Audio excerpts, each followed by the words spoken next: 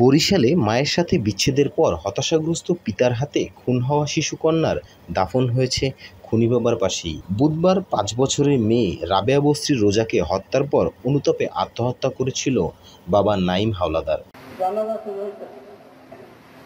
প্রচণ্ড ভালোবাসতেন নাইম তার মেয়ে রোজাকে।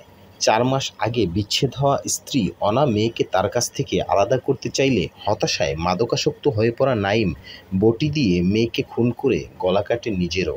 বৃহস্পতিবার দুপুর ৩টায় ময়নাতদন্তের পর বাবা মেয়ের লাশ পরিবারের কাছে হস্তান্তর করে পুলিশ।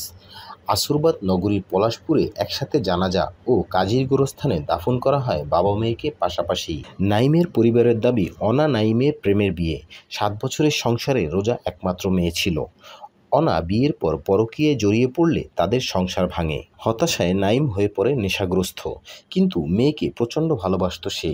মেয়েকে নিজের কাছে রাখার স্বার্থে সব কিছু মেনে নিত নাইম। কিন্তু স্ত্রী অনা চাইত মেয়েকে আলাদা করতে। নাইম বলতো, আমার মেয়েকে যে নিতে আসবে হয় তাকে মারব, না হয় নিজে মরব। বুধবার মেয়েকে নিতে আসবে বলে জানায় অনা। এই নিয়ে ফোনে ঝগড়া হলে নাইম হিতাহিত জ্ঞান হারিয়ে প্রথমে মেয়েকে মেরে নিজের গলা কেটে ওইখানেই আত্মহত্যা করে। নিজের চাইতেও বেশি ভালোবাসা মেয়েকে খুন করে অনুতাপে নিজেকে শেষ করে দেয় সে। এখন আর এই পৃথিবীর কোনো শক্তি বাবার কাছ থেকে তার মেয়েকে আলাদা করতে পারবে না। বাবার কোলে রোজার এই ঘুম আর কেউ পারবে না ভাঙাতে।